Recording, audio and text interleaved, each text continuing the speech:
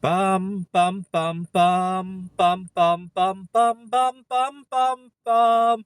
The Peter Like Show. Bum bum bum bum bum bum bum.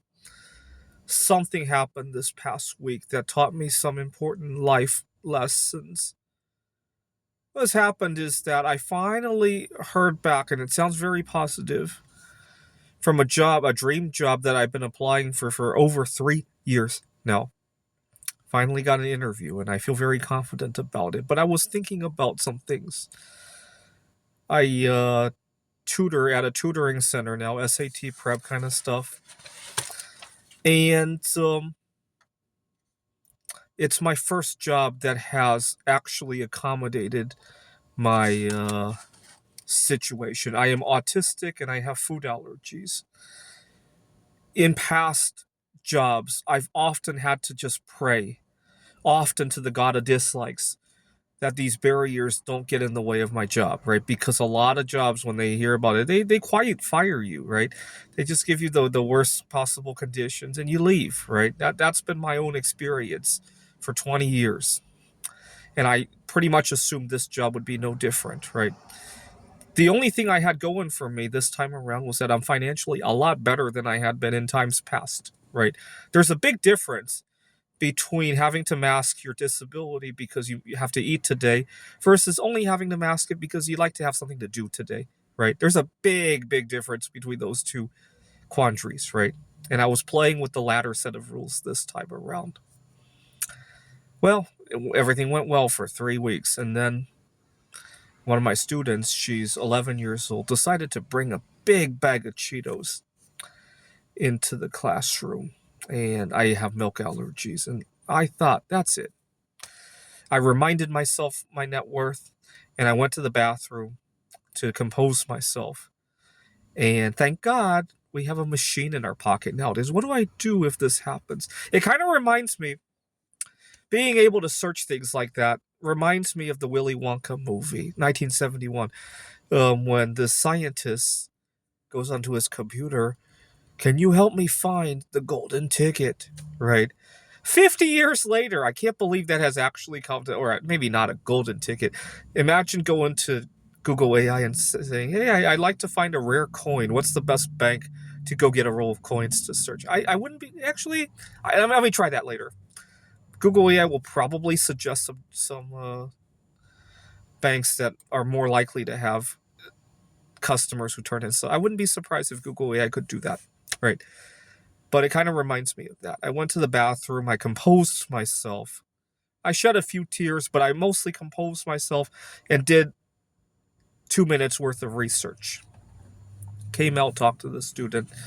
Long story short, 3 months later, I'm still working there. And so it's a job I don't want to quit. Even if I'm not making a whole lot of money, I'm making a lot of human capital out of it, if you will. And a lot of social capital as well. I am uh, I've become best friends with two of my colleagues, and it helps that none of us are really working for money, right? I have a nest egg. One of my colleagues who's older has a spouse who's bringing home the bacon. And then I got an 18-year-old coworker who's just there, because it's her first experience. It helps that none of us are really working for the money. And so we're really just there to collaborate, right? I love that dynamic, right? And ah, now it makes me hesitate what I should do next, right? I can't just leave people who treat me so well. I thought about keeping both jobs. The new job, I hate to go into too much detail, it's ongoing. The new job and the one at the tutoring center. The problem is I don't want to burn myself out and make mistakes. Trying to keep two high stakes jobs like this has been my downfall in the past. I was thinking about this. The interviews on Monday. I was thinking, or Tuesday, tomorrow. I was thinking about this over the weekend. And then silver prices crashed and it tilted the decision. Maybe I should take both jobs so I could buy that cheap silver. And so now I got a big quandary on my hands. A dream job, two really good friends, at this old job, a student who understands me for who I am, a boss who understands me for who I am, and cheap silver. And I pray that the God it likes will entrust me with the right decision on this. It kind of feels like having to. I was asking Google AI about this once again.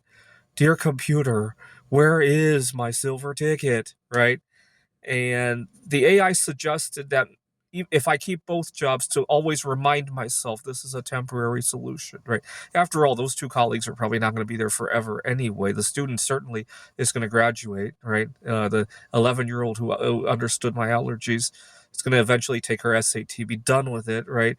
And certainly, the big wild card is whether or not the new job is gonna bail as soon as they find out I have autism and food allergies. That's the big wild card. If I knew the answer to that, it would simplify a lot of things, right? That's going to be one thing that I try to read in between the lines when I interview tomorrow, right? This is the Peter Like Show. Bum bum bum bum bum bum bum bum bum bum bum bum. The Peter Like Show. Bum bum bum bum bum bum bum.